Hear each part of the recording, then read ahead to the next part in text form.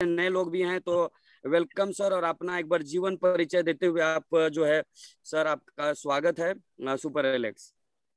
Thank you sir, thank you. Super Alex, super Alex. Welcome Guruji, super Alex. Thank you sir, super Alex. चलिए, सबसे पहले पारस जी का और जो भी सीनियर लीडर हमारे साथ जुड़े हुए हैं, सोमवीर सर हैं और जो भी सीनियर लीडर हमारे साथ हैं, सभी को सुपर एलेक्स और थैंक यू कि उन्होंने ये मौका दिया, ये एक ऐसा प्लेटफॉर्म दिया कि हम सब सुबह सुबह इतने सारे लोगों से हम कनेक्ट हो पाए। तो सभी को एक बार बहुत बहुत दिल से धन्यवाद। और सुपर एलेक्स और सभी जो भी हमारे साथ लोग कनेक्ट हैं सुबह सुबह के सेशन में, पावरफुल सेशन में, सुबह सुबह 300 से ज्यादा संख्या में लोग हमारे साथ कनेक्ट हैं, जैसा पारस जी ने बताया। तो उन सभी को भी सुपर एलेक्स। और ये वो सभी लोग हैं जो जो कुछ सीखना चाहते हैं या कुछ करना चाहते हैं, इसीलिए वो सुबह सुबह बहुत सारे लोग हैं जो अभी सो रहे होंगे, लेकिन ये वो लोग हैं जो कुछ नया सीखना चाहते हैं, इनके अंदर इच्छा है, इसलिए वो हमारे साथ कनेक्ट है। तो थैंक यू सभी को, सुपर एलेक्स। और आज के दिन की शुरुआत आपके लिए बहुत अच्छी रहे, उसके लिए बहुत बहुत धन्यवाद और सुपर एलेक्स। देखिए सुपर एलेक्स, वैसे पारस जी और सारे जो भी लोग कनेक्ट हैं वो वैसे तो मेरे बारे में जानते हैं, फिर भी मैं मेरे बारे में बता दूं कि मेरा नाम डॉक्टर संदीप कुमार यादव है। और मैं मेरी बचपन से ही एक इच्छा थी, मैं अपने बारे में बताऊं तो मेरे पेरेंट्स भी कोई पता है, मेरी बचपन से इच्छा थी कि मैं बड़ा होके डॉक्टर बनूं, है ना, और डॉक्टर बन के लोगों को ठीक करूं। ये मेरी बहुत बहुत शुरुआत से ही मेरी इच्छा थी, है ना। और उसी के अकॉर्डिंग मैंने फिर पढ़ाई भी की, है ना, मैंने बहुत कुछ स्टडी की उसके अनुसार। और मैं हमेशा ही 8th क्लास से ही लेके मैं और मेडिकल कॉलेज तक मैं हमेशा गोल्ड मेडलिस्ट रहा हूँ। 8th क्लास में मैं अपने डिस्ट्रिक्ट में फर्स्ट आया, उसके बाद मैं 10th क्लास में अपने डिस्ट्रिक्ट में फर्स्ट आया, पूरे डिस्ट्रिक्ट में मैं टॉपर रहा। उसके बाद 12th में भी मैं टॉपर रहा। उसके बाद मेरा मेडिकल कॉलेज में एडमिशन हुआ। मेडिकल कॉलेज में एडमिशन होने के बाद रोहतक मेडिकल कॉलेज में, उसके बाद 7 साल मैंने मेडिकल कॉलेज में बिताए। उसके बाद मैं गवर्नमेंट पोस्ट, मेरे को गवर्नमेंट का भी, मेरे को हरियाणा के फरीदाबाद में जो बहुत बड़ा एक हॉस्पिटल है, बादशाह खान हॉस्पिटल है, रोहतक पीजीआई से भी बड़ा है, वहां पे मुझे गवर्नमेंट जॉब भी मिल गई। और 1 साल तक मैंने उस गवर्नमेंट हॉस्पिटल में एज ए मेडिकल ऑफिसर मैंने जॉब भी की। लेकिन मैं कुछ वही बता रहा हूँ कि मैं गवर्नमेंट हॉस्पिटल में मैं सेटिस्फाइड नहीं था वहां के सिस्टम को देख के। और मुझे लगता था यार यहाँ पे मैं लोगों के लिए इतना नहीं कर पाऊंगा जो जो मेरे को अपने हॉस्पिटल में जो मैं कर सकता हूँ। तो फिर मैंने अपना हॉस्पिटल शुरू किया, एक मल्टी स्पेशलिटी हॉस्पिटल शुरू किया और सारी सुविधाओं के साथ शुरू किया। उसमें आईसीयू, एनआईसीयू, ऑपरेशन थिएटर सब कुछ था। हॉस्पिटल शुरू कर लिया, इसी उद्देश्य से शुरू किया कि मैं यहाँ लोगों को ठीक कर पाऊंगा और मेरा जो सपना है वो मैं पूरा कर पाऊंगा, है ना। तो मैंने अपना हॉस्पिटल शुरू किया, सारी सुविधाओं के साथ शुरू किया। लेकिन वहां भी मुझे मुझे क्योंकि मेरा हॉस्पिटल मल्टी स्पेशलिटी था, मैं एलोपैथी के, मेरे को एलोपैथी की ज्यादा प्रैक्टिस थी। मैं आपको बताऊं, मैं आज से अगर 5-7 साल पहले की बात करें तो मैं एलोपैथी में ही सारी प्रैक्टिस करता था और वही सारी यूज करता था। लेकिन जब हॉस्पिटल खोल लिया ना, उसके बाद भी कहीं ना कहीं एक बड़ी समस्या आई कि जो लाइफस्टाइल डिजीज के लोग थे, जैसे शुगर, बीपी, थायराइड, गठिया, सर्वाइकल, माइग्रेन, है ना, ऐसे लोग जब हॉस्पिटल आते थे ना, या ऐसे लोग किसी भी हॉस्पिटल जाते हैं, आप कहीं भी पता कर लें, तो वहां जाते हैं तो एक ही बात समझ में आती है कि ये जो दवाइयां, ये जो बीमारियां हैं, ये ठीक नहीं होती, इनका जिंदगी भर दवाइयां खानी पड़ती है ना। तो बड़ा अजीब सा फील होता था। वहीं पर मेरे दिमाग में हमेशा अजीब रहता था, कोई भी शुगर का पेशेंट आता था तो हम मजबूर हो जाते थे कि यार जिंदगी भर दवाई खानी पड़ेगी। कोई थायराइड का पेशेंट आता था तो जिंदगी भर दवाई खानी पड़ेगी। कोई गठिया का पेशेंट आता था, जिंदगी भर दवाई खानी पड़ेगी। तो ऐसे करके ये जब ऐसे पेशेंट आते तो बहुत दुख होता था, यार हम पेशेंट को ठीक ही नहीं कर पा रहे हैं। आजकल बहुत सारे लोग तो इनसे परेशान है, बीपी, शुगर, थायराइड, गठिया से परेशान है और उन्हीं का इलाज नहीं है हमारे पास। तो ऐसा फिर जब मुझे लगा कि यार नहीं, इस पैथी में ज्यादा लोगों को ठीक नहीं कर सकते, ये तो केवल एक एक लाक्षणिक चिकित्सा है कि बुखार है तो बुखार की गोली दे दो, जुकाम है तो जुकाम की गोली दे दो, खांसी है तो खांसी की गोली दे दो, बीमारियों को ठीक करने की क्षमता नहीं है। फिर मैंने कुछ चेंज करने का सोचा। फिर मैंने आयुर्वेद की तरफ मेरा रुझान बढ़ा और मैंने आयुर्वेदिक चीजें इस्तेमाल करना किया। अपने हॉस्पिटल में यूज कर किया पहले तो मैंने, है ना, हॉस्पिटल में यूज किया। बहुत सारी आयुर्वेदिक चीजें मैं लेके आता था, उनसे कुछ कुछ चीजें बनाता था, लोगों को देता था, या बाजार में जो चीजें ऑलरेडी आयुर्वेदिक आती थी वो लेके आता था ट्रायल के लिए। तो फिर 2-3 साल तक तो मैंने ऐसे ट्रायल किया। 2-3 साल में मैंने पाया कि वास्तव में आयुर्वेद के अंदर वो क्षमता है कि वो हर तरह की बीमारी को ठीक कर सकता है। मेरे को बहुत अच्छे रिजल्ट मिले, कैंसर के भी ठीक हुए, बीपी के भी ठीक हुए, थायराइड के। मैं सोचता था यार ये आज तक तो दिमाग में यही था कि शुगर कभी ठीक नहीं होती और शुगर के मरीज ठीक हो रहे थे। तो मैं को लगा कि यार वास्तव में इस पद्धति को दबाया गया है, आयुर्वेद को दबाया गया है, इसके बारे में लोगों को जानकारी नहीं दी गई है कि धीरे लोगों को एक ही बात बताई, आयुर्वेद है धीरे धीरे काम करता है, जड़ पे काम करता है। मेरे को तो ऐसा कुछ नहीं लगा, 2-2 3-3 महीने में सब ठीक हो गए। एलोपैथी से 4 साल में भी शुगर ठीक नहीं होती, 10 साल में भी ठीक नहीं होती, अगर इसे 3 महीने में भी ठीक हो जाती है तो धीरे धीरे काम कौन करता है, आयुर्वेद या एलोपैथी? तो कोई धीरे धीरे काम नहीं करता और बहुत तेजी से काम करता है। तो ये बस इन्हीं सब कुछ के साथ फिर मैं आयुर्वेद में आया और मैंने आयुर्वेदिक चीजें बनाना शुरू किया, लोगों को देना शुरू किया। और उसके बाद का सफर आपको पता ही है। फिर हमने जब एलेक्स में हम आए तो उसके बाद वही सारी चीजें जो मैंने गुरुजी, हॉस्पिटल में कुछ लीडर्स पूछ रहे हैं कि कितने बेड का हॉस्पिटल था, तो संदीप सर का 40 बेड का हॉस्पिटल था। और हिस्ट्री में संदीप जी एक बात बताना भूल गए कि हॉस्पिटल का सामान कौन उठा के लाया था, हॉस्पिटल किसने बंद किया था, तो उसमें अमर जी का और मेरा नाम आता है कि हम 2 लोग थे जिन्होंने हॉस्पिटल क्लोज कर दिया। बिल्कुल सर, आप दोनों ही थे जो हॉस्पिटल क्लोज कर। एक्चुअली जब मैं हॉस्पिटल चल रहा था बहुत अच्छा, मेरे मेरे आज भी मेरे वहां पे जाके किसी से पूछ सकते हो, दीप हॉस्पिटल एंड मैटरनिटी सेंटर नाम से था मेरा, बहुत अच्छा था, मेरे रनिंग था। तो जब अलेक्स शुरू हुई तो मैं ठीक है मैं वहीं रहता था, मेरे हॉस्पिटल 2 मंजिल का हॉस्पिटल था, ऊपर घर था, तो मैं वहीं संभालता था और अलेक्स का काम भी यहीं आ गया था मैं। तो एमडी सर ने एक दिन कहा कि सर आपका 100% अलेक्स में चाहिए सर। मैंने कहा सर मैं तो 100% ही एलेक्स में हूँ सर। नहीं, आपका कहीं ना कहीं ध्यान आपका हॉस्पिटल की तरफ भी रहता है, वहाँ पेशेंट आते हैं। वैसे मेरी वाइफ है डॉक्टर है, गायनेकोलॉजिस्ट है, मेरी वाइफ संभालती थी मेरे पीछे से हॉस्पिटल, लेकिन फिर भी जब भी मैं कभी जब टूर करके आता था तो मैं हॉस्पिटल था, तो यार पेशेंट तो देखूंगा, हॉस्पिटल था तो पेशेंट आते ही थे, मेरे से मिलने आते थे, जब भी उनको पता चलता था डॉक्टर साहब आए तो आ जाते थे। तो सर ने एमडी सर ने कहा कि नहीं सर आपका 100% मुझे अलेक्स के लिए चाहिए, 1% भी आपका ही था। मैं सर 100% ही है मैं कोई, बोले नहीं नहीं आपका कहीं ना कहीं। तो वो एक मेरी डाली थी वो कि वो हॉस्पिटल था और मैं वहां बैठता था। तो सर ने कहा कि नहीं उसको बंद करो। थी मेरे लिए बहुत बड़ी बात थी कि मैंने हॉस्पिटल बनाया, इतना बड़ा हॉस्पिटल बनाया और चल रहा था, बहुत अच्छा चल रहा था, रनिंग हॉस्पिटल। किसी भी शहर में एक बहुत अच्छा रनिंग हॉस्पिटल था, आप किसी से भी पूछ सकते हैं। तो वो मैंने फिर भाई कहा कि आपको 100% आपको एलेक्स में ही करना है, जो करना है उस हॉस्पिटल को आप बंद कीजिए। तो मैंने वो तुरंत प्रभाव से सर ने कहा और उसी महीने की 30 तारीख को, मार्च में 30 तारीख को मैंने क्लोज कर दिया। और मैं उसके बाद गया ही नहीं वहां पर, क्योंकि मेरे बहुत सारी उससे अटैचमेंट थी उस हॉस्पिटल से, लेकिन फिर भी मैं उसके बाद वहां नहीं गया। और सोमवीर जी खुद गवाह है, सोमवीर जी गए थे, मैंने कहा था कि आप ही लोग चले जाओ और ठीक है कर दो उसको क्लोज, मैं तो 100% देने को तैयार हूँ। तो उसके बाद से मैं 100% यही हूँ, है ना। अब यहीं पे अपने ही लोग हैं, उनको ही ठीक करना है, अपने ही लोग हैं उनका इलाज करना है, अपने ही लोगों के लिए दवाइयां बनानी है, अपने ही लोगों के लिए आयुर्वेद को प्रमोट करना है। तो उसके बाद से आप देख ही रहे हैं सर, मेरी वाइफ का हॉस्पिटल, उसी हॉस्पिटल में इलाज हुआ है। हाँ हाँ, नीचे किसी ने मैसेज हरि किशन जी ने कहा है, हरि किशन जी गए थे मेरे हॉस्पिटल में, पता है इनको, इनकी वाइफ का इलाज वहीं हुआ मेरे हॉस्पिटल में, क्योंकि हरि किशन जी रोहतक से हैं, हरियाणा से हैं, और मेरा हॉस्पिटल झज्जर में था, तो उसी हॉस्पिटल में इनकी वाइफ का इलाज हुआ है, जानते हैं वहां के लोकल जो भी हैं, रोहतक झज्जर या उसके आसपास के हरियाणा के लोग जानते हैं, गए हैं मेरे हॉस्पिटल में, है ना। तो चलिए, तो दोस्तों ये तो मेरा थोड़ा सा लाइफ की हिस्ट्री है कि मुझे बहुत ज्यादा, मुझे सही बताऊं, मुझे बहुत ज्यादा इस चीज का कभी वैल्यू नहीं है कि मुझे पैसा कमाना है। नहीं, पैसा कमाना होता तो मैं हॉस्पिटल छोड़ता ही नहीं। मुझे पैसे कमाने का शौक नहीं, मुझे शौक है लोगों को ठीक करने का, मेरा पैशन है लोगों को ठीक करने का, है ना। मैं चाहता हूं कि बस जो भी मेरे पास आए वो ठीक हो, और भगवान की दया से आज तक ऐसा ही हुआ है। मेरे हॉस्पिटल का भी रिकॉर्ड था कि जो भी पेशेंट को मैं ट्रीट करता था, भगवान की दया से वो 100% ठीक हो जाते थे, है ना। क्योंकि मैं पूरी भावना के साथ, अगर सही में आप सबको बताऊं, अगर पूरी भावना के साथ, अगर किसी को भी पूरे विश्वास के साथ अगर हम ट्रीट करें तो वो 100% बीमारी ठीक हो सकती है। कोई बीमारी लाइलाज नहीं है। बीपी, शुगर, थायराइड, गठिया, ये बहुत आसानी से ठीक हो जाते हैं, जिनको डॉक्टर्स ने हवा बना रखा है कि बीमारी कभी ठीक नहीं होती, है ना। तो ये सारी बीमारियां 100% ठीक हो सकती हैं, आप इनको बिल्कुल ठीक कर सकते हैं। तो ये मेरा छोटा सा एक जीवन परिचय है कि मैं ऐसे आप लोगों के तक, एलेक्स तक आया हूं, है ना। इन शॉर्ट मैंने आपको बताया है, लेकिन फिर कभी डिटेल में बात करेंगे तो और चीजें बात करेंगे।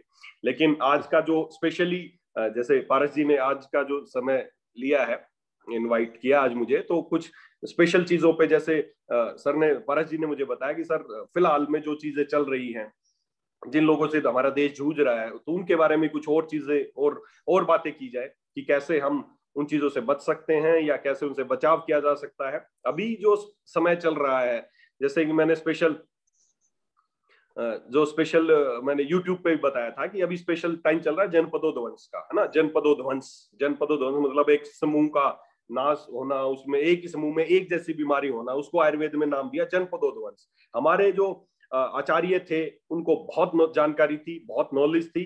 आज से 3-4-5 हजार साल पहले के जो किताबें लिखी हुई हैं, कुछ 3,000, 3-3,500, कुछ 5,000 साल पहले की लिखी हुई किताबों में, चरक संहिता में साफ उन्होंने बताया है कि जनपदोध्वंस नाम का एक अध्याय, उन्होंने पूरा अध्याय बताया जनपदोध्वंस। अगर उसकी बारीकियां पढ़ते हैं तो आज भी लगता है कि यार उनको इतनी जानकारी थी, स्पष्ट बता रखा है उन्होंने कि जनपदोध्वंस क्या होता है। उन्होंने स्पष्ट बताया कि जनपदोध्वंस हो सकता है, एक जैसी बीमारी बहुत सारे लोगों को हो सकती है। बल्कि उसमें ये भी कहा गया कि यार कैसे हर आयु के अलग अलग लोग हैं, हर बल के अलग अलग लोग हैं, है ना, हर रंग रूप के अलग अलग लोग हैं, हर जगह के, उनको एक जैसी बीमारी कैसे हो सकती है, ये उन्होंने बताया। उसमें क्वेश्चन भी पूछा गया, बहुत गहराई से बताया गया है चरक संहिता के विमान स्थान में। जनपदोध्वंस नाम का 3रा अध्याय है, उसमें स्पष्ट बताया गया है। तो बहुत सटीक लगती है जिनकी जानकारी। आज जो बड़े बड़े वैज्ञानिक, बड़े बड़े साइंटिस्ट बता रहे हैं कि ये पेंडेमिक है, ये ऐसे फैल जाती है, ये हवा से फैलती है, ये पानी से फैल सकती है, ये आपस में छुआछूत से फैल सकती है, तो इनकी जानकारी आज से 5,000 साल पहले जनपदोध्वंस में सब कुछ बताया गया है ना। तो ये वही जनपदोध्वंस का समय चल रहा है। उन्होंने जनपदोध्वंस के कारण जो उन्होंने बताए थे, भगवान आत्रेय ने बताया चरक संहिता में, जनपदोध्वंस के 4 कारण बताए: विकृत वायु, विकृत जल, विकृत देश और विकृत काल। ये चारों चीजें जब विकृत हो जाती हैं तो जनपदोध्वंस आने की संभावना होती है। सबसे पहले होते हैं विकृत वायु। अभी तो हम जो झेल रहे हैं ना दोस्तों, जो महामारी हम झेल रहे हैं, ये तो अभी वायु के विकृत होने से हुई है, ये पीक नहीं है। जिस दिन वायु विकृत होने के पश्चात जब जल विकृत हो जाएगा तो देखना ये बहुत बड़ा रूप ले लेगी। और जब जल के विकृत होने के बाद भी अगर हम नहीं सुधरे, तब भी नहीं, पेंडेमिक ने नहीं लिया अपना, इसको नहीं, हमने पेंडेमिक को नहीं रोका, तो उसके बाद देश विकृत हो जाएगा। देश मतलब जो स्थान है पूरा वो विकृत हो जाएगा, वो एक देश हो सकता है, पूरा संसार हो सकता है। उसके बाद काल मतलब ऋतु जो मौसम है वो विकृत हो जाएंगे, और मौसम विकृत होने के बाद और बड़ी महामारी। तो 4 स्टेप है। सबसे पहले वायु विकृत होती है, उससे बीमारियां फैलती हैं, जैसे अब हम देख रहे हैं वायु विकृत के लक्षण। उसके बाद जल विकृत होना। अब जल, अब गांव में देखो, प्रैक्टिकली बता रहा हूं आपको, अभी गांव में लोग बीमार हो रहे हैं, है ना। ज्यादातर लोग आपके उधर भी हो रहे होंगे, सोमवीर जी इधर भी, अपने साइड भी, इधर हरियाणा राजस्थान में भी गांव काफी लोग परेशान है, गांव, है ना। हर घर में बीमार। अभी मैं 2 दिन पहले गांव में ही गया था, मैं गांव गया, मैं देखा हर घर में लोग बीमार पड़े, हर घर में लोग बीमार पड़े। और जब मैंने उनकी कई सारे लोगों की जांच भी करी और उनसे पूछा भी, जांच कराई, तो उन लोगों को क्या है, कोरोना नहीं है और फिर भी लोग बीमार हैं। गांव में भी लोग बीमार पड़े, बुखार है, उल्टी है, दस्त है, ऐसे बहुत सारे लक्षण है, लेकिन वो एक मतलब उनको कोरोना पॉजिटिव नहीं है, कोरोना के लक्षण भी नहीं मिले। मैं खुद गया, मैं स्पेशली कल रात को ही आया हूँ वापिस, मैं कई दिन से गांव में ही था, है ना। तो गांव में था तो मैंने ये देखने के लिए गया कि लोग बीमार क्या है। तो मेरे समझ में आई कि ये जो है ना, ये अगले स्टेप की तरफ हम बढ़ रहे हैं। क्यों बढ़ रहे हैं कि उन लोगों की, जब मैंने कई सारे लोगों की जांच कराई, कम से कम 5 से 7 लोगों की मैंने खुद जांच कराई, ब्लड टेस्ट उनका खुद मैंने कहा गया, अरे तुम एक बार जांच करो और ऐसे ऐसे बात है। तो मैंने पाया कि उनको टाइफाइड पॉजिटिव है। समझना सर, टाइफाइड आजकल बड़ी कॉमन बीमारी चल रही है, टाइफाइड, है ना, बहुत बड़ी समस्या चल रही है टाइफाइड। और टाइफाइड क्या है, उन लोगों का, आपके वहां भी फैल रहा होगा, टाइफाइड बुखार चल रहा है इन दिनों में, गांव के गांव बीमार पड़े हैं, हर गांव में 2, 4, 5 लोग टाइफाइड के हैं। उनको कोरोना नहीं है, उनको टाइफाइड है। और समझने की कोशिश करना दोस्तों, टाइफाइड मेरे तब मैंने कोरिलेट किया कि यार ये बात बिल्कुल सही है, आयुर्वेद में हजारों साल पहले बताया था। क्यों? क्योंकि टाइफाइड क्या है, टाइफाइड एक साल्मोनेला टाइफी नाम के जीवाणु से फैलता है, और ये जीवाणु पानी के माध्यम से फैलता है, पानी से फैलता है, हवा में नहीं जाता। ये चाहता है पानी के माध्यम से, जो हम पानी इस्तेमाल करते हैं ना, उसमें साल्मोनेला टाइफी नाम का जो जीवाणु है वो हमारे अंदर जाता है और टाइफाइड करता है। तो स्पष्ट सी बात है कि जल विकृत हो गया है। Yes. और उसी का नतीजा है कि गांव के गांव बीमार पड़े हैं। अगर इस जल वायु विकृति से अगला जो है जल विकृत, मैं तभी जब मैंने टाइफाइड के मरीज सुने ना, तो मेरे समझ में क्यों फैल गया टाइफाइड इतना। टाइफाइड पहले तो कभी इतना नहीं फैला, अब क्यों टाइफाइड इतना फैल गया, हर घर में लोग टाइफाइड के पेशेंट है। तभी मुझे एहसास हो गया कि जो चरक संहिता में उन्होंने बताई कि वायु विकृत होने के बाद अगला स्टेप आता है जल के विकृत, जल दूषित हो जाता है, और जल दूषित होने से जल से संबंधित बीमारी फैलेंगी, और जल से संबंधित बीमारी ये है टाइफाइड। इसीलिए गांव के गांव में हमारे यूपी के गांव देखो आप, बिहार के गांव देखो जाके, हरियाणा राजस्थान के गांव देखो आप जाके, टाइफाइड फैल गया है सब तरफ। तो इसका मतलब जल भी विकृत होने लग गया है। दोस्तों, हमें इस जनपदोध्वंस को अगर बहुत बड़ी बीमारी होने से रोकना है तो हमें इन जो दूषित हुई चीजों को रोकना पड़ेगा। वायु दूषित हो गई है बालाघाट में भी, जी बिल्कुल, हर जगह सर ऐसा ही, हर जगह ऐसा ही हो रहा है। तो ये जो सेकंड स्टेप पे की तरफ बढ़ रहे हैं हम, हमारा जल दूषित हो गया है ना, जल दूषित हो गया है, जिस वजह से जल से संबंधित बीमारियां होंगी। तो हमें अगर जनपदोध्वंस को, अगर इस पेंडेमिक को रोकना है तो हमें वायु जल को दूषित होने से बचाना है। अगर इनको हम बचा पाए तो आगे जा सकते, आगे होने वाले बड़े उससे रोक सकते हैं, क्योंकि उसमें स्पष्ट बताया गया जनपदोध्वंस के भी अलग अलग उन्होंने कॉलम्स बनाए। तो लास्ट कॉलम ये है, अगर ये चारों विकृत हो जाएंगे तो एक बहुत बड़ी मतलब उन्होंने बताया कि लगभग उन्होंने स्पष्ट बताया कि जिस समय जो जनसंख्या होती है उस जनपदोध्वंस की, उसका 1/4 जनसंख्या नष्ट हो जाती है। स्पष्ट बताया, मैं आपको उस बुक का पढ़ा सकता हूँ चैप्टर, उन्होंने साफ बताया कि जैसे आदमी की उम्र अगर मान लो उस समय की जनसंख्या अगर 100 करोड़ है तो उसका 1/4 लगभग 25 करोड़ जनसंख्या का विध्वंस हो सकता है अगर ये चीजें अगर हमने इसको नहीं रोका। तो सोचे आप कितना बड़ा ये पेंडेमिक रूप ले सकती है। हमें बहुत सारे लोगों को खोना पड़ सकता है अगर हम समय पे नहीं सुधरे। तो हमें अब उसी का नतीजा आप देखते जा रहे हैं कि एक बीमारी, एक पेंडेमिक के ऊपर, जैसे आज पारस जी ने कहा कि हमें कुछ विषय पे बात करनी चाहिए, तो जैसे कोरोना तो चल ही रहा है, कोरोना के पेशेंट बढ़ रहे हैं, है ना, कोरोना चारों तरफ हो रहा है अभी, तो फिर भी चलो इसकी पीक लगभग इसके जो हाईएस्ट है वो आ रहे हैं, उसके बाद धीरे धीरे घटना शुरू हो जाएंगे, क्योंकि लोगों में इसकी एक इम्यूनिटी, इसके अगेंस्ट इम्यूनिटी बन जाती है, एंटीबॉडीज बननी शुरू हो जाती है, और ये वायरस कमजोर पड़ जाता है, एक शरीर से दूसरे शरीर में जाता है तो कमजोर पड़ने लगता है, फिर ये लोगों को इतना प्रभावित नहीं करता। शुरुआत में कोई भी स्ट्रेन जब आएगी तो वो क्या करती है, वो सबसे ज्यादा इफेक्ट करती है, उसके बाद जैसे ही एक व्यक्ति से दूसरे में जाती है।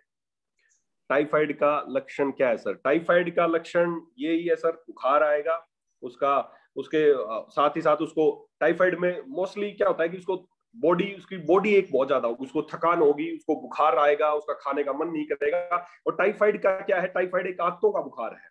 हम इसको अगर मेडिकल लैंग्वेज में बोले तो एंटेरिक फीवर बोलते हैं। एंटेरिक मतलब जो हमारी आंतें हैं, इंटेस्टाइन है, उसका बुखार है, हमारी इंटेस्टाइन में चिपक जाता है, तो हमारी आंतों से संबंधित लक्षण, उसको दस्त लग सकते हैं, उसका खाने का मन नहीं करेगा, उसको तेज सिर दर्द रहेगा, तेज बदन दर्द रहेगा बहुत, उसका कुछ करने का मन नहीं करेगा, बीमार जैसा, अलग से ही शक्ल से बीमार जैसा दिखेगा।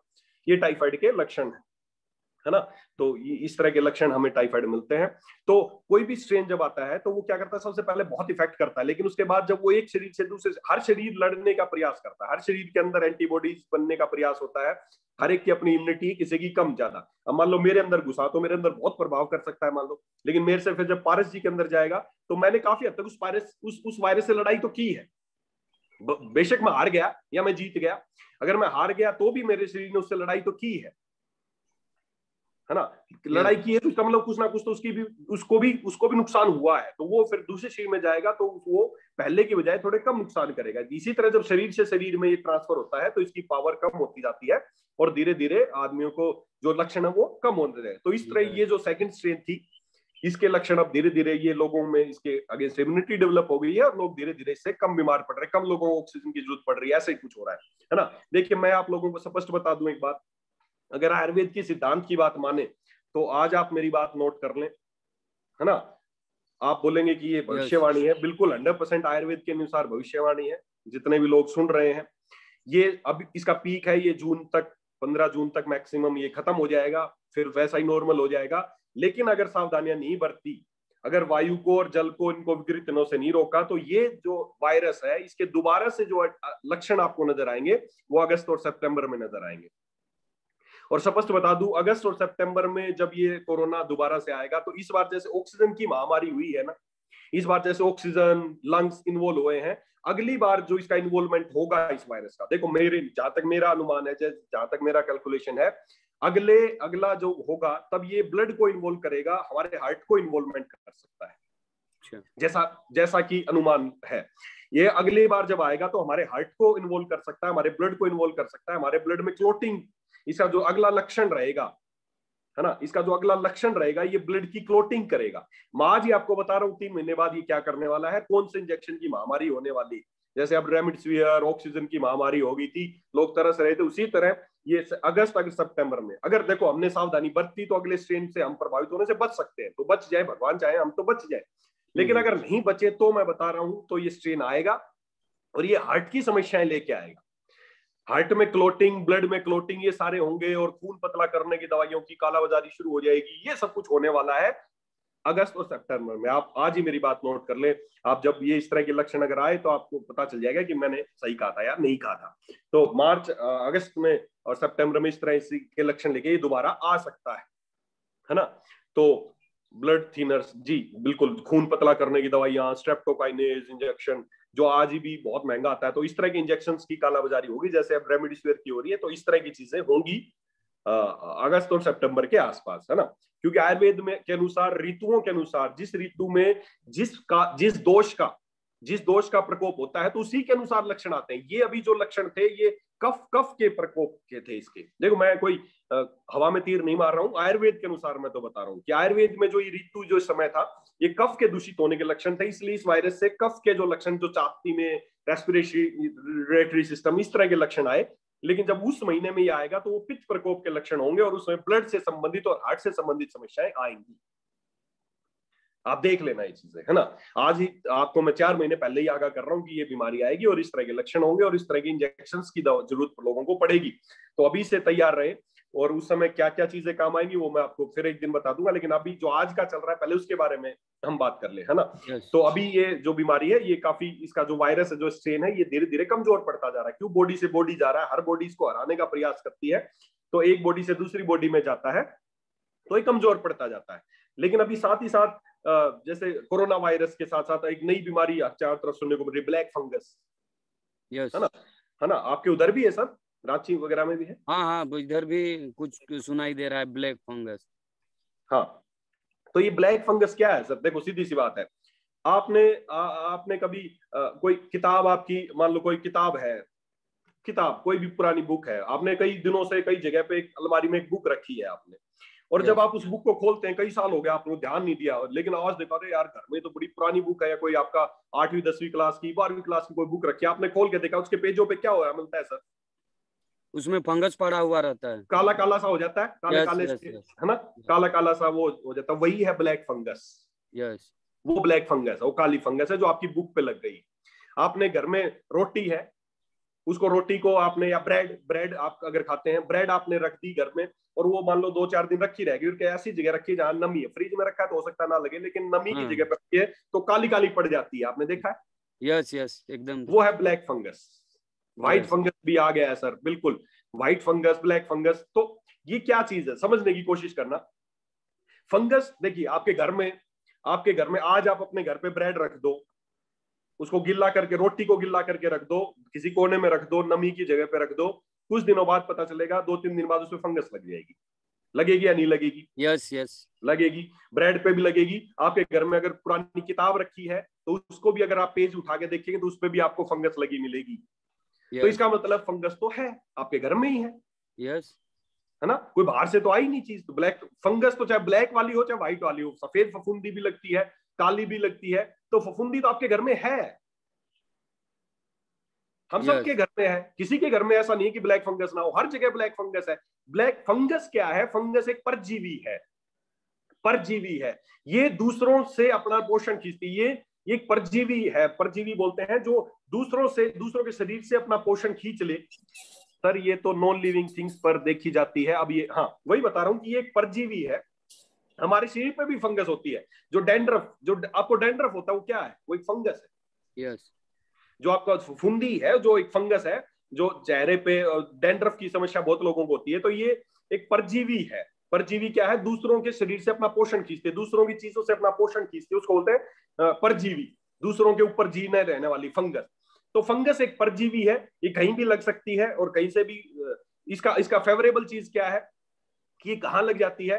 ज्यादा नमी वाली जो नॉन लिविंग थिंग्स है, जहां पे भी थोड़ी सी नमी दिखेगी, या पुरानी चीजें जिसको लंबे समय तक छेड़ा ना गया हो, जहां पर प्रॉपर ऑक्सीजन ना जाती हो, ऐसी जगह पे ये फंगस लग जाती है ना। जहां पर प्रॉपर ऑक्सीजन की सप्लाई ना हो, ऐसी जगह पे फंगस लग जाती है।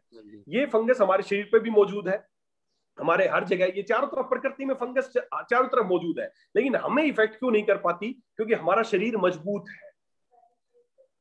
ये एक इसको मतलब पैरासाइट बोलते हैं, परजीवी पैरासाइट है ये, है ना, ये पैरासाइट है। जैसे पहले के जमाने में पैरासाइट्स होते थे, जैसे और भी जैसे जुएं हो जाती थी बालों में, या अब वो बहुत कम हो गए पैरासाइट्स, है ना।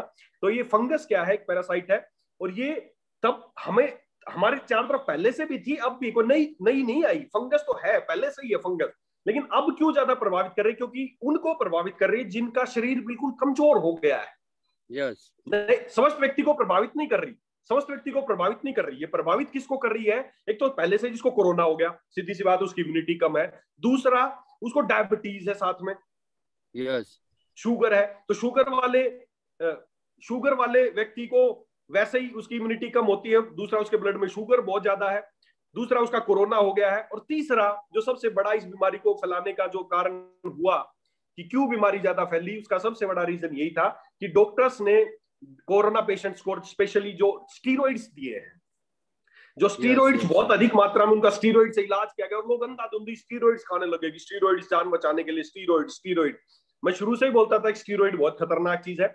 स्टीरॉइड्स दिए गए लोगों को, जिन लोगों को एक्सेस मात्रा में स्टीरॉइड्स दिए गए, उनकी इम्यूनिटी कम हो गई और उनको ये ब्लैक फंगस लगना शुरू हो गई। यस यस यस, यही है, ये ब्लैक फंगस है आप सबके पास, हमारे भी चारों तरफ अभी घूम रही होगी, यही सब जगह है, लेकिन हमारे शरीर को प्रभावित नहीं कर पा रही। क्यों? क्योंकि हमारा शरीर मजबूत है, उसको वहां पर रुकने की जगह नहीं मिल पा रही है। अगर किसी भी कारण से हमारा शरीर कमजोर पड़ जाएगा, या हम स्टीरॉइड्स ले लें, स्टीरॉइड्स क्या करते हैं? आपकी इम्यूनिटी को बहुत कम करते हैं, आपके बहुत एडवर्स इफेक्ट आपके ऊपर डालते हैं स्टीरॉइड्स क्या करते हैं? सूजन तो उतारते हैं। तो स्टीरॉइड्स क्यों दिए गए कोरोना पेशेंट्स को? कि उनके लंग्स में सूजन थी, तो उनकी सूजन को कम करने के लिए उनको क्या दे दिया गया? स्टीरॉइड्स दे दिए गए। अब स्टीरॉइड्स तो दिए गए, लेकिन स्टीरॉइड देने से क्या हुआ? उनकी इम्यूनिटी इतनी कम हो गई कि उनको और दूसरी बीमारियों के खतरे बढ़ गए। और दूसरी बीमारी क्या है? सबसे आसपास यही थी, फंगस। ये तुरंत इसका प्रभाव दिखाती है। जो भी कमजोर मिलेगा ये उसको अपना अटैक बना लेगी। बस ये आपके भी शरीर पे है, मेरे भी शरीर पे, हम सबके शरीर पे घूम रही है। लेकिन जब भी जिसका भी शरीर कमजोर पड़ेगा, ये अपना इफेक्ट दिखा देगी, और जिसका शरीर कमजोर नहीं है तो ये अब उसका कुछ नहीं बिगाड़ पाएगी। आज हमारे बीच में राजेश जी जो हैं, राजेश सिंह जी जुड़े हुए हैं। इनको ठीक होने के बाद भी जो है ना सर, काफी ज्यादा जो है, इसीलिए बहुत कमजोरी था। मैंने इसको बार बार बोला, आज जुड़े हुए हैं। एक बार हो सकता है हेलो अगर बोलने सकते हैं तो राजेश जी एक बार आप बोल सकते हैं। राजेश जी सर नमस्कार। सुपरलेक्स राजेश जी कैसे हैं? ठीक है सर। सोमवीर सर सुपरलेक्स सर, अच्छा लगा सर आपको स्वस्थ देख के। हाँ तो सर, सब आप लोग का दुआ है सर, और डॉक्टर संदीप सर का तो लाख लाख धन्यवाद, जो कि उनके गाइडलाइन में जो है आज हम ठीक हुए। और पारस सर का बहुत ज्यादा मेहनत रहा। और बता दें कि सर, जो मेडिसिन दवा के साथ साथ जो है हम लोग का एलेक्स का दवा कंटिन्यू यूज किया। पारस सर कभी घटने नहीं दिए हॉस्पिटल में भी, और खास करके कुरकुमिन को जो है 2-2 टैबलेट सुबह शाम, और लग रहा है उसी के बदौलत जो है आज खड़ा हो गए हैं सर। कमजोरी है अभी, लेकिन ठीक है सर। यही चीज मैं बोल रहा था, स्टेरॉइड जिसको बोल रहे हैं, स्टेरॉइड, तो ये जो है बिल्कुल सर आपने सही बोला। और ये हमने सरवन जी हमारे बीच में जो जुड़े हैं, इनके साथ भी यही था सर। इनको मैंने ठीक करने के बाद भी जो है बिल्कुल इस तरह का प्रॉब्लम आई। जी एक क्वेश्चन आ रखा है कि वो कह रहे हैं कि वैक्सीन लगाने के बाद भी जो है लोग स्वस्थ नहीं हो पा रहे। तो जैसा कि गुरु ने बताया था, वैक्सीन भी जो दी जाती है एक तरह से कोरोना ही आपके शरीर में डाला जाता है, तो उसका प्रभाव रहता है कुछ समय के लिए, और गुरु जी उसको ज्यादा बेहतरीन तरीके से क्लियर कर पाएंगे। वैक्सीन का तरीका यही है सर। वैक्सीन क्या करती है? आप भाई, वैक्सीन का मकसद है कि हमारे शरीर में एंटीबॉडीज बनाना, ताकि हम उस वायरस से लड़ लें। तो वायरस एंटीबॉडीज बनाने का तरीका यही है। हमारा शरीर तभी एंटीबॉडीज बनाएगा जब वो उस वायरस से लड़ लेगा। उस वायरस से लड़ेगा तो उसके खिलाफ सेना तैयार होगी, अदरवाइज सेना तैयार नहीं होगी। तो वैक्सीन में क्या होता है? कई लोग बोल रहे हैं सर वैक्सीन लगा रहा हूं, उसके बाद फीवर आ रहा है ना, कमजोरी आ रही है, सब कुछ हो रहा है। तो ये होगा, लाजमी बात है, ये होगा। क्यों होगा? क्योंकि वैक्सीन क्या है? वैक्सीन बहुत ही डाइल्यूट किए हुए वायरस ही है, बहुत कमजोर मात्रा में। मान लो हमारे सामने कोई दुश्मन है, और ये पता है कि अगर हम इस दुश्मन को हरा देंगे तो हमारे अंदर कैपेसिटी बन जाएगी, और बाकी के जो और दुश्मन है, अगर मान लो उसमें से किसी एक को पीट दिया हमने, तो बाकी सब समझ जाएंगे कि इसको पीट दिया, और बाकी सब हमसे डर के भाग जाएंगे। तो वही सिद्धांत अपनाया जाता है वैक्सीन में तो ये जो वैक्सीन है इसमें क्या है, बहुत बहुत बहुत कम मात्रा में इसमें वायरस है, बहुत डाइल्यूट करके उसकी कैपेसिटी को बहुत कम कर दिया जाता है और उसको आपके अंदर घुसा दिया जाता है। अब वो इतना कमजोर करके घुसाते हैं अंदर कि आपका शरीर उससे लड़ ले। यस यस, है ना, उसको बहुत कमजोर मात्रा में अंदर घुसाया जाता है ताकि आपका मतलब एक तरह से ये मान सकते हैं गुरुजी, मतलब कोरोना ही किया जा रहा है एक तरह से। हाँ, कोरोना दिया जा रहा है, बिल्कुल। तो ये जो आपको वैक्सीन लग रही है ये बहुत कम मात्रा में आपको बीमारी का ही लक्षण कराए जाते हैं ताकि आप उस बीमारी को झेल पाने की क्षमता आपके अंदर बन जाए। आप वो कोरोना को इतना हल्का करके आपके अंदर घुसा दिया जाता है कि आपका शरीर उसको हरा दे, तुरंत हरा दे, और जैसे आपका शरीर हराएगा एंटीबॉडीज बन जाएंगी। अब वो एंटीबॉडीज सेफ हो गया अगले 3-6 महीने के लिए आपके अंदर। जब वो कोरोना वास्तव में आपके अंदर घुसेगा तो एंटीबॉडीज पहचान लेंगी कि हमने जिसको हराया है, कमजोर था तो भी या कैसा भी था, लेकिन वो उस वायरस को पहचान लेगी कि तो वही वायरस है जिसको हमने हराया है। अब उसको हराया है तो एंटीबॉडीज पहले से आपके अंदर तैयार है और आप उस बीमारी से बच जाएंगे, या वो आपको ज्यादा प्रभावित नहीं कर पाएगा। आपकी जैसे बोल रहे हैं ना कि पॉजिटिव तो हो जाओगे, हो सकता है आप वैक्सीन के बाद भी पॉजिटिव हो जाओगे, लेकिन आपके अंदर अगर एंटीबॉडीज हैं तो आप वो बहुत ज्यादा आपको नुकसान नहीं कर पाएगा वो, क्योंकि आपके अंदर ऑलरेडी पहले से सेना तैयार है उससे लड़ने के लिए। तो वैक्सीन होने के बाद बुखार आना, फीवर आना, ये एक लक्षण है, बिल्कुल 100% आएंगे। क्योंकि आपके अंदर वायरस वो बीमारी का एक छोटा रूप है। वैक्सीन जो लगी है आपको बीमारी का एक छोटा रूप है, तो आपको झेलना पड़ेगा, तभी आपके अंदर एंटीबॉडीज बनेंगी। और ये एंटीबॉडीज कितने समय तक इफेक्टिव रहेंगी तो सर इसका भी कुछ नहीं पता। मैक्सिमम तो अभी तक 3 से 6 महीने तक ही लोगों में एंटीबॉडीज देखी जा रही हैं। हर बीमारी के अलग अलग है। जैसे मान लो किसी को चिकन पॉक्स हो जाए, समझना, चिकन पॉक्स जो पहले एक बीमारी होती थी, माता जिसको बोलते थे, तो चिकन पॉक्स वायरस की अगर उसके खिलाफ किसी में एंटीबॉडीज बन जाती है तो लाइफ लॉन्ग रहती है, जिंदगी भर रहती है। कभी वो आदमी मर जाएगा लेकिन उसको दोबारा चिकन पॉक्स नहीं होगा। जिसको एक बार चिकन पॉक्स हो गया और एंटीबॉडीज बन गई तो जिंदगी भर उसके अंदर ये एंटीबॉडीज रहती है। तो डिपेंड करता है हर वायरस के, किस वायरस के प्रति जो एंटीबॉडीज है वो कितने समय तक रहती हैं, है ना। तो सर अभी जो है हमारे बीच में लगभग 400 से अबव लोग जुड़ चुके हैं जी। अभी ये जितनी बातें हुई इसका एग्जैक्ट समाधान क्या हो सकता है सर?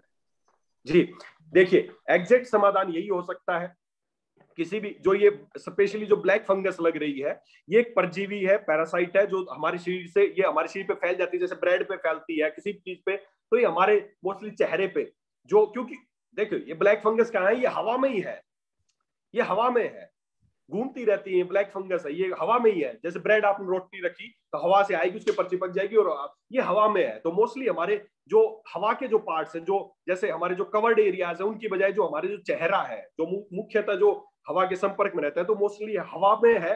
तो सबसे पहले अटैक कहां करेगी, हमारे और नमी वाले एरियाज में। नमी वाले एरियाज कौन से हैं, हमारा मुंह, हमारा नाक, हमारी आंखें, जहां इसको थोड़ी नमी चाहिए, फंगस को शरीर कमजोर चाहिए और नमी चाहिए। ड्राई जो सूखा होगा ना जगह, वहां पे नहीं होगी ये। तो अभी आप देख रहे होंगे कहां कहां प्रभावित कर रही है, मुंह पे लग रही है, नाकों में लग रही है, या आंखों को प्रभावित कर रही है। क्यों? क्योंकि इसको ग्रो करने के लिए नमी की जरूरत भी है, तो नमी चाहिए इसको। तो ये जो ब्लैक फंगस है ये परजीवी है। ये कारण एक ही है कि स्टीरॉइड्स लेने की वजह से ये ग्रोथ हुई है, ये हैवी होती जा रही है लोगों पे। क्यों? क्योंकि लोगों ने स्टीरॉइड्स खाए हैं, जिनकी इम्यूनिटी कम है या जिन्होंने स्टीरॉइड्स खाए हैं उनको इसका प्रभाव है। इसलिए मैंने शुरू से ही बताया था कि अगर आपको ठीक होना है तो आपको स्टीरॉइड तो चाहिए, फेफड़ों को ठीक करना है तो स्टीरॉइड तो चाहिए, 100% स्टीरॉइड चाहिए। लेकिन कौन सा स्टीरॉइड चाहिए? प्राकृतिक स्टीरॉइड चाहिए। जो भगवान ने जो स्टीरॉइड आपके लिए बनाया वो चाहिए, हमें आर्टिफिशियल जो स्टीरॉइड है वो नहीं चाहिए। और प्राकृतिक स्टीरॉइड किस में है? जैसे पारस जी ने बताया कि प्राकृतिक स्टीरॉइड है किसके अंदर? हल्दी के अंदर। और उस प्राकृतिक स्टीरॉइड का नाम है कुरकुमिन। कुरकुमिनॉइड उसको बोलते हैं। ये एक प्राकृतिक स्टीरॉइड है जो आपकी बीमारियों को ठीक कर सकता है ना। तो हमें स्टीरॉइड लेना चाहिए, रोज लेना चाहिए, ताकि आपके अंदर जो बीमारियां हैं, जो इन्फ्लामेशन है, सूजन है, जो भी बीमारियां, उनको आप दूर कर सके। और इस ब्लैक फंगस की अगर बात की जाए तो ब्लैक फंगस को हराने के लिए भी सबसे बढ़िया अगर कोई चीज है तो सबसे अच्छी antibiotic, anti fungal, anti malaria सब कुछ है, वो कौन सी है? Curcumin power. Yes. Curcumin power से आप किसी भी तरह की फंगस को हरा सकते हैं। कुरकुमिन पावर, और स्पेशली जो हमारा जो महासुदर्शन क्वाथ है, ये एंटीवायरल है, एंटीबैक्टीरियल है, एंटी फंगल है, एंटी मलेरियल है। ये सभी तरह के जीवाणुओं को, विषाणुओं को खत्म करने की क्षमता रखता है हमारा महासुदर्शन क्वाथ, है ना। और इसके अलावा साथ ही साथ मैंने भी 1-2 पेशेंट्स को बोला ट्रायल करने के लिए, घरेलू नुस्खा है, मैं आपको बता देता हूँ। हमारा मकसद है हमारे प्रोडक्ट के साथ साथ हमारे जो लोग हैं वो स्वस्थ कैसे रहें। तो बड़ा साधारण सा नुस्खा है, 3 चीजें हैं आपके घर में। हल्दी, हमारा रॉक साल्ट, आपके घर अपनी वाली हल्दी पाउडर भी है, है ना। आपके साथ रॉक साल्ट भी है और फिटकरी, 3 चीजें। फिटकरी पाउडर आपको लेना है। ये तीनों चीजें बहुत अच्छा इफेक्ट डाल रही हैं इस ब्लैक फंगस पे, बहुत अच्छा, इमीडिएटली आपको रिजल्ट मिलेंगे। आपको क्या करना है, आपको मान लो आपको 5 ग्राम तो फिटकरी पाउडर लेना है, 10 ग्राम हल्दी लेनी है और 20 ग्राम नमक लेना है। तीनों चीजें लेनी है, तीनों को मिक्स कर लेना। हर एक घर में आसानी से, अगर किसी को भी इस तरह ब्लैक फंगस या कुछ भी हो जाता है तो ये शुरुआत मुंह में लगने से होती है। मुंह से पहले मुंह में फैलती है, मुंह के बाद नाक और आंखों तक जाती है ना। तो सबसे पहले क्या करना है आपको, अगर ब्लैक फंगस को रोकना है तो तीनों चीजों को लेना है। और तीनों चीजों को या तो आप उसमें हल्का सा कुछ बूंदे सरसों के तेल की डाल सकते हैं, है ना, या फिर सिंपल ऐसे ही लेके और पानी से आप इसको मसूड़ों पे और मुंह पे सब जगह लगाना है। 5 ग्राम आपको फिटकरी लेनी है, 10 ग्राम हल्दी लेनी है और 20 ग्राम रॉक साल्ट लेना है। इन तीनों को मिक्स कर लेना है और इनको या तो सरसों का तेल लगा के पूरे मसूड़े में और दांतों में अंदर करना है और इसको 5 मिनट लगा के छोड़ देना है। उसके बाद पानी से कुल्ला कर लेना है, गरारे भी कर लें और कुल्ले भी कर लें, बस ब्लैक फंगस 100% उसी दिन से खत्म हो जाएगी। बहुत ही स्टीक इलाज है, बहुत ही साधारण सा इलाज है, हर घर में चीजें हैं, आपको कहीं हॉस्पिटल में जाने की जरूरत नहीं, कुछ करने की जरूरत नहीं है। बस ये काम कर लीजिए, फंगस आपके ब्लैक फंगस उसी दिन या व्हाइट फंगस जो भी है उसी दिन से आपके शरीर से खत्म होना शुरू हो जाए। हल्दी, नमक और फिटकरी, 3 चीजें आपको इस्तेमाल करनी है। साथ ही साथ जो अपना प्रोडक्ट है कुरकुमिन पावर, ये आपको इस्तेमाल करना है। ये फंगस का बहुत ही स्ट्रॉन्ग तरीके से उस फंगस को ये मार सकता है। तो आपको कुरकुमिन पावर लेनी है, माँ सुदर्शन क्वाथ लेना है। उसके साथ साथ आपको तुलसी एक बहुत अच्छी एंटीवायरल है, तुलसी सभी तरह के वायरस को मार सकती है, तो तुलसी आपको लेनी है। इसके अलावा जब ये मुंह में आप तो कर लेंगे, उसके बाद नाक में और आंखों को बचाने के लिए क्या करना है, कुछ नहीं करना आपको। नाक में और आंखों में बस आपको आपको चिकनाई रखनी है। जहां पे भी चिकनाई रहेगी ना, वहां पे ये ग्रो नहीं कर पाएगी। जहां पे चिकनाई रहेगी, 5 ग्राम फिटकरी, 10 ग्राम हल्दी, हाँ ये नीचे किसी ने लिखा है तो ये आप कर लें। इसके अलावा मुंह में आप ये करेंगे, फंगस खत्म हो जाएगी। नाक में और आंखों में आपको क्या करना है, बस चिकनाई करनी है। उसके लिए क्या करना है, नाक में आप अपना या तो कोई भी सरसों का तेल आपके घर में है वो लगा सकते हैं, नारियल तेल लगा सकते हैं, या जैसे बाजार में मैंने पहले बताया था अणु तेल, अणु तेल अगर आपके पास है तो उसके नाक में आपको ड्रॉप रखनी। नाक अगर चिकनाई रखेंगे, आयुर्वेद में स्पष्ट बताया गया है, जनपदोध्वंस का पहला कारण एक ही है कि वायु दूषित हो जाती है, वायु विकृत हो जाती है। और वायु विकृत है वो सबसे पहले कहां जाती है, हमारे नाक और मुंह से प्रवेश करती है। तो वायु को खत्म करने के लिए क्या करना, हमें स्निग्धता लानी है, वहां पर चिकनाई लानी है। जहां पर चिकनाई होगी वहां पर वायु, जो विकृत वायु वो अपना प्रभाव नहीं दिखा पाएगी। तो हमें जो विकृत वायु उसको रोकना है, और उसके लिए षडबिंदु भी सर, हाँ षडबिंदु तेल ले सकते हैं, अणु तेल ले सकते हैं, गाय। और आंखों के लिए क्या करना है, अगर आपके पास अगर घर में उपलब्ध है तो गाय का घी, देसी गाय का घी अगर किसी को भी मिल जाए, आप मोस्टली हमारे हर जगह मिल जाता है, देसी गाय का घी लें, उसको हल्का सा उसको गर्म करें, हल्का, बहुत ही हल्का सा गर्म करना है, और उसकी एक ड्रॉप दोनों आंखों में डाल देंगे। बस गोघृत, आयुर्वेद में बताया गया गोघृत। सर अभी हमने एक चीज लेटेस्ट देखा कि जिनको भी कोरोना पेशेंट बने उनको पहले से शुगर नहीं था, लेकिन कोरोना होने के बाद उनका शुगर लेवल बढ़ गया। जैसे हमारे सरवन जी थे, उनको जब कोरोना हुई थी एकदम स्वस्थ आदमी। एक बार सरवन जी अगर कहीं होंगे तो एक बार आप बताएं सर, आपकी शुगर लेवल कितना बढ़ गई थी जब आपकी कोरोना हो गया था, जबकि ये बहुत ही स्वस्थ आदमी थे सरवन जी। सर सुपरएलेक्स सर, सुपरएलेक्स चल रहा था तो 555 आ गया था। 555 कितना, 555? डॉक्टर बोला मेडिसिन चल रहा है इसलिए बढ़ रहा है। और पेट में क्या चल रहा है, क्या चल रहा है? पेट में इंसुलिन भी चलाया था, वही इंजेक्शन। तो इंसुलिन तो जब शुगर बढ़ गई होगी तब चलाया होगा ना। जी सर। तो इनको देखिए, शुगर इनको कभी नहीं थी, जीवन में कभी इनको शुगर नहीं थी जी। देखिए मैं पारस जी आपको इसका सिद्धांत ही बता देता हूँ कि इनको शुगर क्यों बढ़ी, है ना। और आपको क्लियर, हर व्यक्ति को समझ में आ जाएगा कि शुगर क्यों बढ़ी।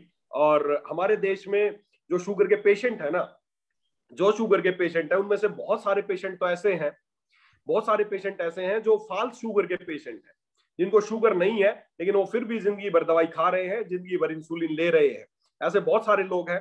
कैसे लोग हैं मैं आपको बताता हूं। देखो सिद्धांत क्या है, कोरोना हुआ या कोई भी किसी भी तरह का जब बुखार होता है, अच्छा मेरी आवाज आ रही है ठीक से? यस सर, यस सर आ रही है जी। देखिए मैं आपको सिद्धांत बताता हूँ, आज आगे से आपको समझ में आ जाएगा। अब मान लो शरवण जी को कोरोना हुआ या बुखार हुआ, या किसी भी आप में से किसी भी व्यक्ति को बुखार हुआ, आप 2-3 दिन बुखार रहा, आप डॉक्टर के पास गए, डॉक्टर ने आपको बुखार के लिए टेस्ट किए, समझना, डॉक्टर ने आपको बुखार के लिए कोई भी टेस्ट किए, उस टेस्ट में पता चला कि आपको टाइफाइड है या कोई भी बुखार है, लेकिन साथ ही साथ एक चीज, या कोरोना है, साथ ही साथ एक चीज और डॉक्टर आपको बताएगा, अरे आपकी तो शुगर लेवल बहुत बढ़ गया है ना, और शुगर लेवल बढ़ गया तो आप तो यार आपका शुगर है, आपके तो शुगर की वजह से ऐसा हो रहा है, तो डॉक्टर आपको शुगर की गोली शुरू कर देते हैं या इंसुलिन शुरू कर देते हैं, और वो व्यक्ति उसी दिन से शुगर का पेशेंट बन जाता है और वो जिंदगी भर शुगर की दवाइयां खाता रहता है। फिर वो शुगर का पेशेंट बन गया और शुगर की दवाइयां खाना शुरू कर देता है और वो खाता रहता है, 10 साल से खा रहा है, 15 साल से खा रहा है। पूछते हैं कि कब हुई थी शुगर, बोले सर एक बार बुखार हुआ था, एक बार बुखार हुआ था या बीमार हुआ था, डॉक्टर के पास गया था, तब पता चला मुझे कि मेरे को शुगर है। अब समझना, इसका दूसरा रूप समझना, गलत क्या हो रहा है वो समझना। होता क्या है, जब भी हमारा शरीर बीमार पड़ता है, यस सर, गुरुजी बीच बीच में थोड़ी सी आपकी आवाज डिस्कनेक्ट हो रही है। वो हाँ मैं वही देख रहा था कि मेरी मूवमेंट्स भी थोड़ी वो हो गई है, हाँ, तो मैं इसलिए 2 मिनट एक बार पॉज ले रहा हूँ। आप जो है ना उसको माइक वीडियो को ऑफ कर देंगे तो ऑटोमेटिक सही आ जाएगा कुछ पल के लिए। वीडियो ऑफ कर दूं क्या? हाँ, उसके बाद फिर से ऑन कर लीजिएगा और भी बोलिए।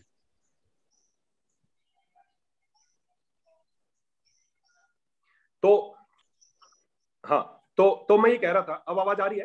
अब वीडियो अब दोबारा ऑन कर लो सर। आवाज आ रही है मेरी? हाँ जी आवाज आ रही है, वीडियो को दोबारा ऑन कर ले सर। Yes sir. हाँ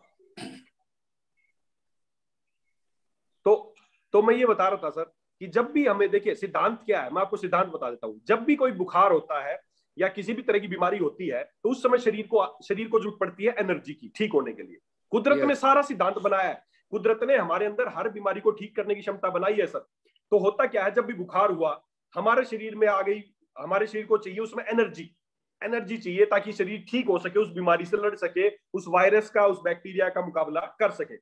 अब जब भी व्यक्ति बीमार होता है, समझने की कोशिश करना सर, जब भी व्यक्ति बीमार होता है तो हमें सबसे पहले क्या होता है, हम खाना पीना छोड़ देते हैं, हॉस्पिटल में एडमिट हो जाते हैं या घर पे भी रहते हैं, कुछ खाने का मन नहीं करता तो हम खाना पीना छोड़ देते हैं। उस समय क्या है, शरीर को चाहिए ज्यादा एनर्जी, तो उस समय शरीर की एनर्जी को शरीर वेट नहीं करता कि आदमी बाहर से खाएगा तो एनर्जी होगी। हमारा जो लीवर है वो ये कमांड संभाल लेता है।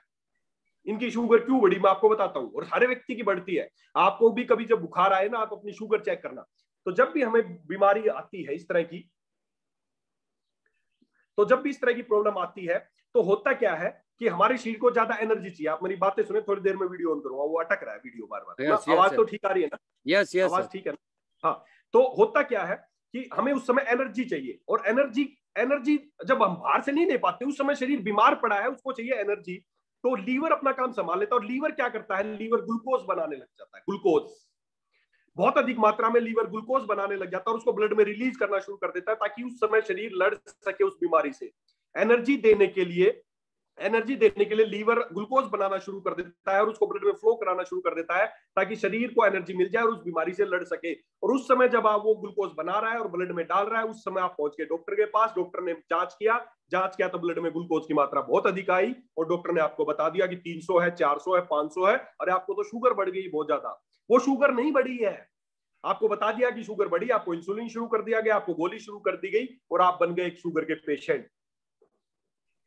ये इस तरीके से लोग शुगर के पेशेंट बन रहे हैं। जब भी, यकीन मानो दोस्तों, जब भी आप बीमार पड़ते हैं, जब भी आपको कोई बीमारी होती है, तो उस बीमारी से आपको बचाने के लिए, उस बीमारी से लड़ने की शक्ति देने के लिए लीवर ग्लूकोज बनाता है और वही ग्लूकोज जब ब्लड में टेस्ट करते हैं तो वो शुगर के रूप में पता चलती है कि शुगर बढ़ गई है और डॉक्टर आपको शुगर का पेशेंट डिक्लेयर कर देते हैं और आपको जिंदगी भर दवाई खाने के लिए मजबूर कर देते हैं। शुगर नहीं है, वो उस समय की शरीर की एक स्थिति है, एक मेडिकल कंडीशन है शरीर की। इस समय शरीर को एनर्जी चाहिए थी और लीवर ने वो एनर्जी दी उनको शुगर के रूप में। हम कुछ भी काम करते हैं, हम कुछ भी काम करते हैं, अभी मैं आपसे बोल रहा हूँ, आप लोग सुन रहे हैं, आप बैठे हैं, कुछ भी कर रहे हैं, एनर्जी का एक ही सोर्स है, ग्लूकोज। ग्लूकोज से ही हमारे शरीर को एनर्जी मिलती है कार्य करने के लिए। और वो जो ग्लूकोज क्यों बढ़ गया, क्योंकि उस समय शरीर को एनर्जी चाहिए थी। शरवण जी का क्यों शुगर बढ़ा, क्योंकि उस समय शरीर कमजोर पड़ रहा था और इनको शरीर को लड़ना था बीमारी से, तो इनके लीवर ने क्या किया, इनके अंदर ग्लूकोज बढ़ा दी। एक अच्छा काम है वो, आपके शरीर को बीमारी से लड़ने के लिए किया। और डॉक्टर्स ने क्या किया, इंसुलिन दे दिया, दवाइयां शुरू कर दी, और ये शुगर के पेशेंट बन जाएंगे। मेरे बहुत सारे पेशेंट तो ऐसे मिले मेरे को, जब मैंने शुगर के पेशेंट से बात की तो बहुत सारे पेशेंट तो ऐसे मिले मुझे। मैंने पूछा यार शुगर कब से, बोले जी 10 साल से है। तो कब हुई थी, बोले सर मेरे को एक बार बुखार हुआ था, मैं डॉक्टर के पास गया था, तब मुझे शुगर के बारे में पता चला था सर, और तब से मेरी दवाई चल रही है, तब से मैं दवाई खाता जा रहा हूँ और मेरे को शुगर। तो सर तो दोस्तों, तो ये शुगर जो बढ़ जाती है, तो इसका मतलब बाद में शुगर का बीमारी ठीक होने के बाद शुगर का दवा नहीं लेना चाहिए? नहीं सर, नहीं। शुगर बढ़ी है तो वो आप उस समय एक कंडीशन, एक टेम्परेरी बढ़ी है आपके शरीर को एनर्जी देने के लिए, उसका इलाज करने की जरूरत नहीं है। जैसे जैसे शरीर की एनर्जी रिक्वायरमेंट पूरी होती जाएगी, तब से धीरे धीरे अपने आप लीवर अपना काम बंद कर देगा और ग्लूकोज आपका नॉर्मल आ जाएगा। कोई आपको ट्रीटमेंट की जरूरत नहीं। यस यस यस, है ना। तो ये फाल्स है, ये अच्छी बात है। अगर उस समय अगर हमारे शरीर को एनर्जी ना मिले तो हमारा शरीर हार जाएगा, इसीलिए वो ग्लूकोज बढ़ती है, ताकि हमारा शरीर जीत जाए। हमारे शरीर को एनर्जी चाहिए, उसमें भरपूर एनर्जी चाहिए इस वायरस का मुकाबला करने के लिए, है ना। तो आप दोस्तों, अगर किसी को भी फीवर के दौरान या कोरोना के दौरान या कोई भी बीमारी के दौरान अगर आपकी ब्लड शुगर बढ़ती है तो उससे परेशान ना हो। वो एक नॉर्मल फिनोमिना है, भगवान आपको एनर्जी दे रहा है उस बीमारी से लड़ने के लिए। तो उस शुगर से परेशान ना हो, कुछ दिनों में वो अपने आप नॉर्मल हो जाएगी। Yes yes sir. अभी तो हमको लगता है कि आज हमारे जीवन में जितनी भी कोरोना जैसी समस्याओं से लोग जूझ रहे हैं, वो एक छोटी सी जो है हमारा, हमको लगता है कि अपना डाइट टूट का प्रॉब्लम जो है, हम सभी पूरा देश में समस्याएं चल रही है, इसके वजह से आज हो रहा होगा। तो हम चाहते हैं सर, इतने सारे लोग हैं, आज इन बीमारियों से हमें परमानेंट एक आयुर्वेद इलाज बताएं कि हम सभी लोग हमेशा पूरे देश में स्वस्थ रह सके और बीमारी से सभी देशवासी लड़ सकें। जी जी सर, बिल्कुल बिल्कुल सही सवाल आपने पूछा पारस जी, कि क्यों लोगों को बीमारी प्रभावित कर रही है, क्यों कभी कोरोना, क्यों कभी ब्लैक फंगस आ गई, क्यों सब आ गया। तो कारण एक ही है कि हमारा जो शरीर है वो कमजोर पड़ जाता है, और जो हमारे चारों तरफ ये वायरस, बैक्टीरिया, ये फंगस नई चीज नहीं है, ये हमारे चारों तरफ घूमती रहती हैं। लेकिन जब किसी कारणवश हमारा शरीर कमजोर पड़ जाता है तो ये हम पे अटैक कर देती है और हमें बीमार पड़ देती है। मतलब दुश्मन हमारे चारों तरफ ही हैं, कई लाखों करोड़ों तरह के जीवाणु, बैक्टीरिया हमारे चारों तरफ मौजूद है। लेकिन जब हमारा शरीर मजबूत है तो ये हमारा कुछ नहीं बिगाड़ पाते। रोजाना हम समझने की कोशिश करना, जब रोजाना आप सांस लेते हैं तो लाखों करोड़ों टीबी के जीवाणु हमारे शरीर के अंदर जाते हैं। लेकिन हम सबको रोजाना टीबी नहीं हो जाती, किसी किसी को टीबी हो जाती है। किसको हो जाती है? जिसका शरीर कमजोर पड़ जाता है, जो कमजोर है, जिसने खाना नहीं खाया या ज्यादा भाग दौड़ भरी जिंदगी है, तो उसको ये टीबी का जीवाणु असर दिखा देता है, उसको टीबी हो जाती है। कोई रिक्शा वाला आदमी है, पूरे दिन रिक्शा खींचता है बेचारा, उसका शरीर कमजोर पड़ गया, उसको टीबी हो जाती है, औरों को नहीं होती। लाखों करोड़ों जीवाणु रोज हमारे अंदर जाते हैं। कारण एक ही है कि शरीर कमजोर पड़ना। और शरीर किससे बना है, मैं पहले भी आपको बता चुका हूं। शरीर किन चीजों से बना है? 7 धातुओं से मिलकर शरीर बना है। रस, रक्त, मांस, मेद, अस्थि, मज्जा और शुक्र, इनसे हमारा शरीर बना है। ये सारी अगर धातुएं अगर पुष्ट हैं तो आपका शरीर पुष्ट है, आपके अंदर रस धातु है। अभी जो मान लो सर को, जो राजेश जी को कमजोरी आ गई, क्यों कमजोरी आ गई है? कि उनकी धातुएं कमजोर पड़ गई हैं, इनकी धातुएं पुष्ट करनी पड़ेगी। और सबसे जो कमजोर जो है वो है रस धातु। रस धातु सबसे ज्यादा है हमारे शरीर में। जैसा आप सबको पता है 70% तो हमारे शरीर में पानी है ना। तो किसी भी बीमारी के बाद कमजोर होने का कारण यही है कि उसकी धातुएं कमजोर पड़ जाती है। और सबसे जो उत्तम जो धातु है, सबसे इंपॉर्टेंट है, वो है रस धातु। और रस धातु 70% तो हमारे शरीर में पानी है ना। तो राजेश जी को अगर पानी की मात्रा अधिक से अधिक दी जाए तो 3 दिन में ही ये वापिस वैसे के वैसे हो जाएंगे जैसे पहले थे।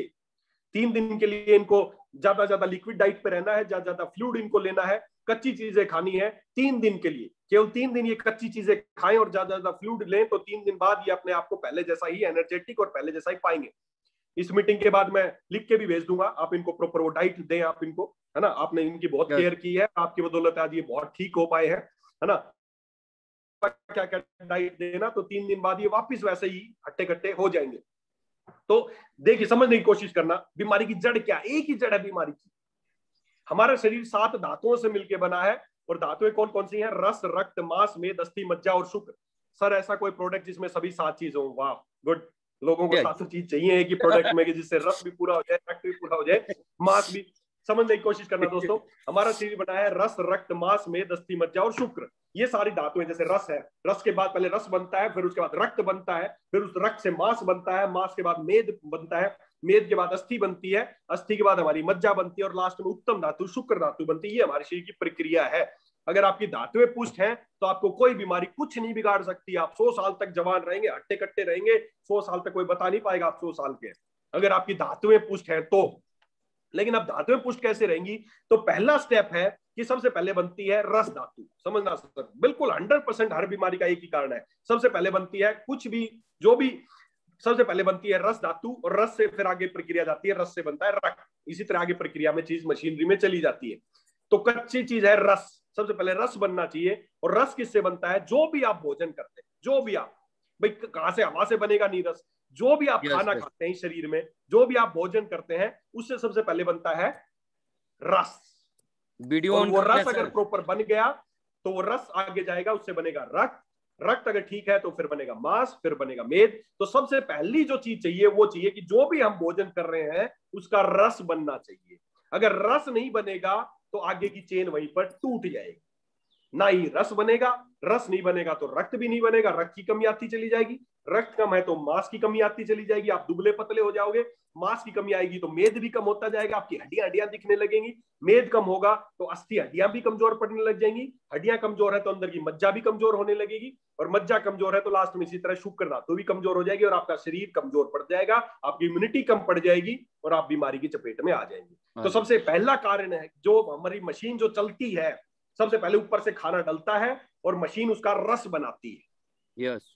अगर वो रस प्रॉपर बन गया, चाहे आप सूखी रोटी खा लें, आप घास खा लें, अगर उसका रस प्रॉपर बन गया, जो नहीं कि आपको अच्छी चीजें खानी है, बहुत अच्छा रस बना, नहीं, आप सूखी रोटी खा लें, घास फूस खा लें, लेकिन अगर उसका रस बन गया तो वो रस आगे चला जाएगा प्रक्रिया में और उससे सारी धातुएं बन जाएंगी। लेकिन अगर रस नहीं बना तो आगे की कोई चीज नहीं बनेगी, चाहे आप कुछ भी कर ले। और रस किससे बनेगा? आयुर्वेद का सबसे पहला श्लोक एक ही है, चरक संहिता में सबसे पहले बीमारी के बारे में एक ही बात बताई गई है, सर्वे रोगापि मंदाग्नि जायते। स्पष्ट बताया उन्होंने, सर्वे रोगापि मंदाग्नि जायते, मतलब सभी रोगों की उत्पत्ति, सभी रोग आगे उसमें, सर्वे रोगापि मंदाग्नि जायते, मतलब सभी रोगों की उत्पत्ति होने का एक ही कारण है कि हमारी अग्नि मंद पड़ जाती है। हमारी जो जाठरा अग्नि, हमारी जो मशीन है, जो हमारी चक्की का पहला पार्ट है जहां पर रस बनना चाहिए, अगर वो कमजोर है तो हमें कोई बीमारी लग सकती है। अगर वो स्ट्रोंग है तो आपको धरती की कोई बीमारी नहीं लग सकती, कभी भी नहीं लग सकती। सर्वे रोगापि मंदाग्नि जायते, सभी रोगों की उत्पत्ति मंद अग्नि से ही होती है। यस। तो इस अगर अग्नि को अगर प्रॉपर रखें, जो हमारी जाठरा अग्नि है, जो हमें पचाने का काम करती है, जो हमारे सबसे पहले जो भी भोजन हम लेते हैं हमारे पेट में जाता है, वहां पर अगर मॉडर्न की दृष्टि से देखें वहां पर एसिड भरा है, वो अगर एसिड प्रॉपर है, अगर वो अग्नि प्रॉपर है तो हमारे खाने का पाचन प्रॉपर हो जाता है, और खाने का पाचन प्रॉपर होगा तो उससे रस बन जाएगा, और रस बनने के बाद आगे की चीज आप भूल जाओ, आगे की चीज आपके हाथ में नहीं है। रस बनेगा तो ऑटोमेटिक उससे रक्त बनेगा ही बनेगा, उससे मांस बनेगा ही बनेगा, मेद बनेगा ही बनेगा, चाहे आप सूखी रोटी खाएं, चाहे आप घास फूस खाएं, कुछ भी खाएं, बस उसका प्रॉपर हजम हो जाए, आपका उसका रस बन जाए। रस बनने के बाद आगे की प्रक्रिया अपने आप होती चली जाएगी दोस्तों, आगे कुछ करने की जरूरत नहीं है, शुक्र धातु भी बनेगी और सारी धातुएं बन जाएगी। यस। तो अगर आप स्वस्थ रखना चाहते हैं अपने आप को जीवन भर, तो हमें एक ही चीज करना पड़ेगा, हमें अपने इस पाचन को, इस डाइजेशन को, इस जाठराग्नि को दुरुस्त रखना पड़ेगा। बस अगर ये ओके है तो जिंदगी में आप कभी बीमार नहीं हो सकते, चाहे ब्लैक फंगस आ जाए, चाहे ऑरेंज फंगस आ जाए, चाहे इसका नया स्ट्रेन आ जाए, आप अपने डाइजेशन को इंप्रूव रखिए। बस शरीर के अंदर क्षमता दी है भगवान ने हर बीमारी से लड़ने की, लेकिन शरीर को मजबूत कब रखेंगे? जब जो हम भोजन कर रहे हैं उसका रस बनेगा तो इस शरीर को न्यूट्रिशन मिलेगा, नहीं तो नहीं मिलेगा, और शरीर इसी तरह की बीमारी आपको लगती रहेंगी। तो जिंदगी भर अगर मैं चाहता हूं आपको, अगर आप चाहें कि आपको कोई बीमारी ना लगे, तो आप अपने इस डाइजेशन को इंप्रूव रखें। और इसको इंप्रूव रखने के लिए एक ही चीज है जो हम सबको लेनी चाहिए, जो हमारे प्रोडक्ट की अगर बात करें तो लियोसेफ टैबलेट एंड लियोसेफ सिरप। यस। आप खाना भूल जाए, कुछ भी भूल जाए, मैं कभी भी लियोसेफ, मेरे को इतने साल हो गए, मैं हमेशा डेली लियोसेफ अवश्य लेता हूं, और बाकी चाहे कोई दवाई ली जाए, चाहे कोई प्रोडक्ट लिया जाए ना लिया जाए। क्यों? क्योंकि मुझे पता है कि मेरा शरीर, मेरा लीवर अपने आप लड़ लेगा हर बीमारी से आवश्यकता पड़ने पर। जरूरत पड़ी तो ग्लूकोज भी दे देगा, जरूरत पड़ी तो एनर्जी भी दे देगा, सब कुछ दे देगा, पर लीवर को तो ठीक रखें। Yes yes. एमडी सलमान जी बार बार मैसेज लिख के भेज रहे हैं सर, इसके लिए क्या प्रोडक्ट है? तो प्रोडक्ट ही बताया जा रहा है सर, लियोसेफ सिरप और टेबलेट यूज करें। लियोसेफ टैबलेट एंड लियोसेफ सिरप कम से कम 20 बार लिख चुके हैं सर, और वही चीज अभी बताई जा रही है कि लियोसेफ सिरप और टेबलेट यूज करें आप बस। और कई अगर आप चाहते हैं केवल जो है सुने भी, केवल अटेंड ना करे, केवल सुने भी सर क्या बोल रहे हैं उसको ध्यान से। जी, तो हर व्यक्ति को मेरा यही मैसेज है, अगर वो चाहें कि मैं स्वस्थ रहूं और 100 साल तक जवान रहूं, 100% रह सकता है दोस्तों, 100% रह सकता है। बस हमें इस पाचन को ठीक रखना है, इस पाचन की प्रक्रिया को दुरुस्त रखना है। तो इसके लिए पहली बात तो लीवर को स्ट्रॉन्ग करना पड़ेगा, जो पाचन को ठीक रखेगा। तो उसके लिए लियोसेफ टैबलेट एंड लियोसेफ सिरप अवश्य इसको अपने जीवन का हिस्सा बना ले, इसको खाने का हिस्सा बना ले। जैसे आप रोज रोटी खाते हैं तो उसी तरह हिस्सा बना ले कि मुझे रोज लियोसेफ लेनी ही लेनी है। बच्चा है तो उसको लियोसेफ सिरप दे सकते हैं 12 साल तक के बच्चों को। अगर उसके बाद एडल्ट है तो लियोसेफ टैबलेट खाना खाने के तुरंत बाद एक टैबलेट सुबह शाम लेना अवश्य शुरू करें। या सिरप लेना है तो 10 से 20 ml सिरप तुरंत खाना खाने के बाद आप इसको लेना है, जिससे आपका पाचन दुरुस्त हो जाएगा। बोलना चाह रहे हैं, बार बार उनकी रिक्वेस्ट आ रही थी। जी सर बताइए, एक बार कुछ सीरियस बात करना चाह रहे थे। हेलो जी जी ओम प्रकाश जी। सर, मेरे तरफ से सबको, सभी लीडर को सुपर रिलैक्स सर। अभी शुगर की बात चल रही थी सर, तो मुझे भी शुगर बहुत दिनों से थे, लेकिन जब से मैंने फरवरी से एलेक्स के प्रोडक्ट लाया घर पे, तो मैंने एलेक्स के प्रोडक्ट ही खाया, सिर्फ शुगर अवे टेबलेट और शुगर अवे रस। जी जी सर। जो डाइबोलेक्स मतलब जो अपना है, डाइबोलेक्स सिरप और डाइबोलेक्स टैबलेट, ये दो ही चीज खाता हूँ सर। और पूरे लॉकडाउन में मैं बिंदास रहा, बिंदास। आपको भी मालूम है सर, नागपुर से लेके हर क्षेत्र में घूमा, कहीं से कहीं तक कुछ भी नहीं हुआ। दूसरी बात, सारे प्रोडक्ट को मैंने अपने घर पे ही खिलाया।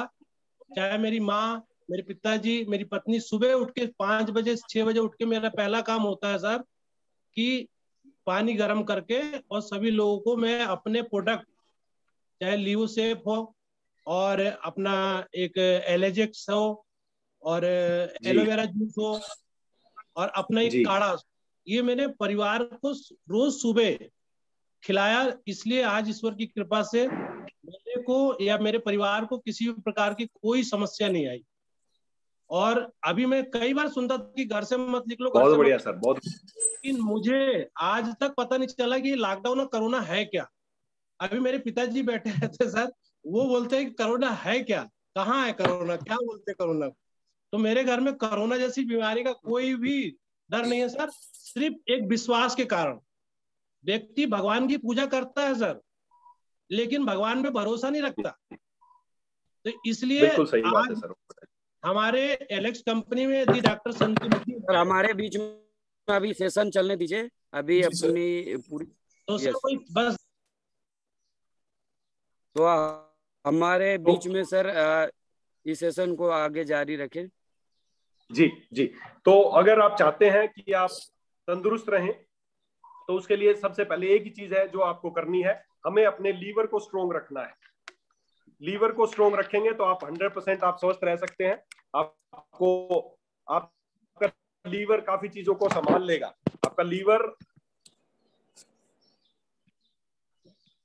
आपका लीवर बहुत सारी चीजों को आपका लीवर ही संभालेगा, लेकिन उसके लिए हमें इस लीवर को स्ट्रोंग रखना बहुत जरूरी है। तो दोस्तों, अगर आप चाहते हैं कि मैं 100 साल तक जवान रहूं, मैं बीमार ना पड़ूं, मेरी धातुएं पुष्ट रहें, मेरी इम्यूनिटी स्ट्रोंग रहे, तो सबसे पहली बात है, कोई भी प्रोडक्ट तभी काम करेगा, कोई भी प्रोडक्ट तभी काम करेगा, चाहे आप एलिजेक्स लें, चाहे आप इमुलेक्स लें, चाहे आप महासुदर्शन क्वाथ लें, ये सारे प्रोडक्ट तभी काम करेंगे जब आपका लीवर अच्छा होगा। आपका लीवर अच्छा से काम करेगा तो ही आप ये सारी चीजों को यूज कर पाएंगे, सारी चीजें आपको स्वस्थ कर पाएंगे। तो मेरा सबसे विशेष निवेदन है कि आप अपना खाना भूल जाए, अपने बच्चों को चाहे आप खाना देना भूल जाए, लेकिन अपने बच्चों को लियोसेफ देना अवश्य उनको चालू रखें, ताकि वो लोग हमेशा के लिए स्वस्थ रह सकें और बीमार होने से बच सकें। तो ये हमें इस्तेमाल करना है। उसके अलावा जैसे कुछ खाने से संबंधित चीजें हैं, जैसे आयुर्वेद, जैसे प्रकृति ने एक नियम बनाया है खाना खाने का, कि अगर आप चाहते हैं आपका खाना हमेशा अच्छे से पचे, दुरुस्त रहे, आपका शरीर कमजोर ना पड़े, तो हमेशा एक चीज का ध्यान रखना है कि हमेशा सूर्य उदय के हिसाब से हमें, सूर्य के अनुसार हमें भोजन करना चाहिए। अगर आप चाहते हैं जिंदगी भर के आप कभी बीमार ना हो, है ना, तो आपको क्या करना है आपको सूर्य के अनुसार, जैसे सुबह सूर्य उदय के समय आपको खाना खाना है ना, और उसके बाद जैसे जैसे सूर्य बढ़ता जाता है उसके अनुसार आप भोजन कर सकते हैं। और रात को बस एक ही चीज का ध्यान रखें कि सूर्य अस्त होने के पश्चात आप भोजन ना करें। बस सुबह सुबह खाएं, आप दिन भर खूब खाएं, लेकिन रात को 8 बजे के बाद कोशिश करें, मैक्सिमम 8 बजे, सूर्यास्त अगर जल्दी भी हो जाता है तो रात को नेवर ईट आफ्टर 8 PM, रात को 8 बजे के बाद खाना ना खाएं। अगर खाली ये सिद्धांत भी अपना लोगे तो भी आप ज्यादातर बीमारियों से बच जाओगे।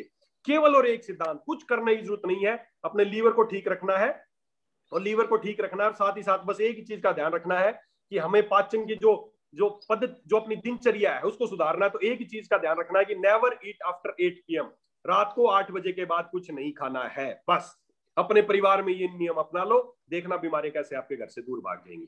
क्यों होता क्या है कि हमारा जो शरीर बना है, तो हमारी जो जठराग्नि है, आयुर्वेद में इसको सूर्य से जोड़ा गया है। जैसे जैसे सूर्य बढ़ता है हमारी अग्नि बढ़ती है, और जैसे जैसे सूर्य कम होता जाता है हमारी अग्नि कम होती चली जाती है। तो जैसे ये अग्नि जो पचाने की जो जठराग्नि जिसकी मैं बात कर रहा हूं, अगर आप चाहते हैं प्रॉपर काम करें तो सूर्य के अनुसार दिन में आप खूब खाएं, जब सूर्य पीक पे है तो खूब खाएं आप।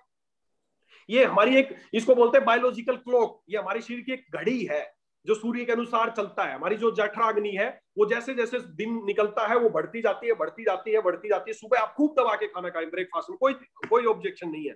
क्यों? क्योंकि आपकी जठराग्नि प्रबल होगी, दिन में और प्रबल होगी, और आप अच्छे से खाना खा सकते हैं, आपकी जठराग्नि बढ़ती चली जाएगी। लेकिन जैसे ही रात्रि का समय आता है, हम होता क्या, ज्यादातर लोग आज क्यों बीमार पड़ रहे हैं, क्यों कोरोना ने ज्यादा प्रभावित कर दिया लोगों को? क्योंकि लोगों की दिनचर्या खराब हो गई। दिनचर्या क्यों खराब हो गई? क्योंकि लोग रात को खाना खाते हैं, 10-10, 11-11 बजे खाना खाते हैं।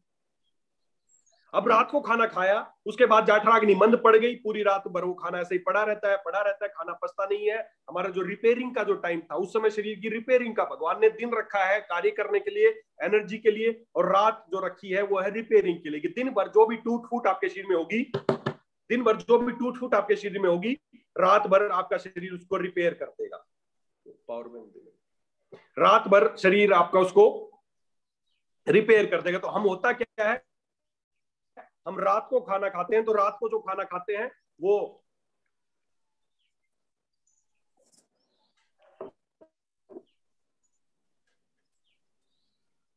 उस समय हमारी जठराग्नि कमजोर पड़ जाती है, जठराग्नि कमजोर पड़ जाती है, और उस खाने का प्रॉपर पाचन नहीं हो पाता है, और जो पाचन की बजाय हमारा जो पूरा सिस्टम है जो उस खाने के ऊपर लगा रहता है, और जो उस समय जो रिपेयरिंग जो हमारे शरीर की होनी थी वो रिपेयरिंग। केवल और केवल एक ही तरीका है आप अपने आपको समझ रखने का, कि सुबह खाना खाएं और सूर्य के अनुसार अपनी जठराग्नि का ध्यान रखें, और सूर्यास्त होने के पश्चात ज्यादा खाना ना खाएं। नेवर ईट आफ्टर 8 PM। शुगर वाले पेशेंट करके देख लें। और इस बार जो स्पेशल जो मंगलवार को जो यूट्यूब पे हमें लाइव आना है, वो डायबिटीज के ऊपर ही मेरा टॉपिक रहेगा इस बार। मैंने सोचा डायबिटीज के बारे में, तो इसकी और कंप्लीट जानकारी आपको मंगलवार को मिलेगी कि डायबिटीज क्यों होती है और डायबिटीज को कैसे ठीक किया जा सकता है। कोई भी व्यक्ति घर बैठे बड़ी आसानी से केवल कुछ दिनों में अपनी डायबिटीज को 100% हमेशा के लिए ठीक कर सकता है। तो इसके बारे में मंगलवार को चर्चा करेंगे। लेकिन ठीक रहने का, बीमारियों से बचने का एक ही तरीका है, अपने लीवर को ठीक रखिए, अपनी दिनचर्या को ठीक रखिए, और दिनचर्या में एक ही चीज का विशेष ध्यान रखिए कि नेवर, सुबह जल्दी खाइए और रात को जल्दी सोइए। रात को बहुत लेट तक आपको खाना नहीं खाना है। बस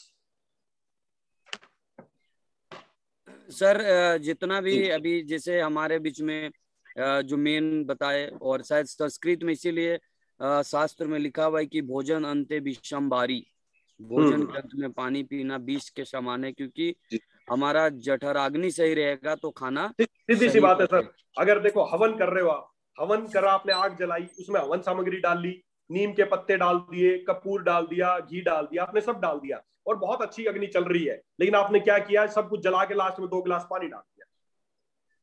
सब बेकार। कुछ फायदा हुआ क्या? कोई फायदा नहीं, कोई फायदा नहीं हो, जल गया सब। जो इतनी अच्छी अच्छी चीजें दी थी आपने शरीर को, अग्नि जला रही थी, पचा रही थी, उसको ऊपर से 2 गिलास पानी डाल दिया, तो सब सड़ेगा वहां पे, कोई काम नहीं है, वो जलेगा नहीं है, वो सड़ेगा वहां पे पड़ा पड़ा। वो आपकी हवन सामग्री भी खराब गई, वो आपका घी भी खराब गया, सब खराब गया। क्यों? क्योंकि आपने ऊपर से पानी डाल दिया उसके ऊपर। तो वही हम करते हैं, हम खाना खाते हैं दबा के, ऊपर से 2 गिलास पानी पी लिया, तो जो खाना गया तो अंदर ही पड़ा रहेगा, वो सड़ेगा, वो पचेगा नहीं। आपने अग्नि को तो बुझा दिया पानी डाल के। इसलिए खाने से आधा घंटा पहले और खाने के कम से कम 40 मिनट बाद तक, जैसे शुरू में भी मान लो अभी आपने आग जलाई, अभी खाना नहीं दिया, लेकिन आग पे ही पानी डाल दिया, फिर ऊपर से खाना डालोगे तो वो आग पचा ही नहीं पाएगी। तो सीधी सी बात, आपके अंदर आग जल रही है, आप जो दे रहे हैं वो आपकी हवन सामग्री है, तो आप अंदर डाल दें तो पहले अग्नि को जलाएं, तो आधे घंटे पहले भी पानी ना पिए क्योंकि अग्नि जल रही है। फिर आप खाना खाएं तो उस भोजन का आपको तुरंत प्रभाव मिलेगा, उस हवन सामग्री का जो आग में डाली गई है उसका तुरंत आपको प्रभाव मिलेगा, वो जलेगी और आपको फायदा देगी। तो उसी तरह भोजन का एक ही सिद्धांत अपना लें कि आप खाएं उसे आधा घंटा पहले और एटलीस्ट आधा घंटा या 40 मिनट बाद तक आप पानी ना पिए। उसके बाद वो खाना पच जाएगा, उसके बाद पानी पी सकते हैं। उसके बाद हमें पानी पीना भी चाहिए, 40 मिनट बाद लगभग हमें पानी पीना चाहिए, ताकि जो खाना पच गया है वो पानी आपको घुलनशील बना देगा और वो आंतों में ले जाएगा और आपको पचना शुरू हो जाएगा। सर आपने अभी जो बताया लीवर को सही रखने के लिए दवा कि हम लीवर सही रखेंगे तो बाकी सब सही रहेगा, लेकिन कई बार जिसका जठर अग्नि ही मंद पड़ गई है तो उस जठर अग्नि को तेज करने के लिए हम एलेक्स का कौन सा प्रोडक्ट इस्तेमाल कर सकते हैं? जी, जठराग्नि अगर मंद पड़ गई है जिसका, तो पहली बात तो कि लीवर अपने आप, लीवर से जो बाइल्स निकलते हैं, जो एंजाइम्स निकलते हैं, तो वो हमारे पचाने को बढ़ाते हैं, वो जठराग्नि को तेज करते हैं। तो लीवर अगर है तो संभाल लेगा, लेकिन उसके बावजूद अगर किसी की अग्नि मंद पड़ गई है तो अग्नि को बढ़ाने के लिए एक बहुत ही शानदार प्रोडक्ट है हमारा, वो है फेनल ड्रॉप।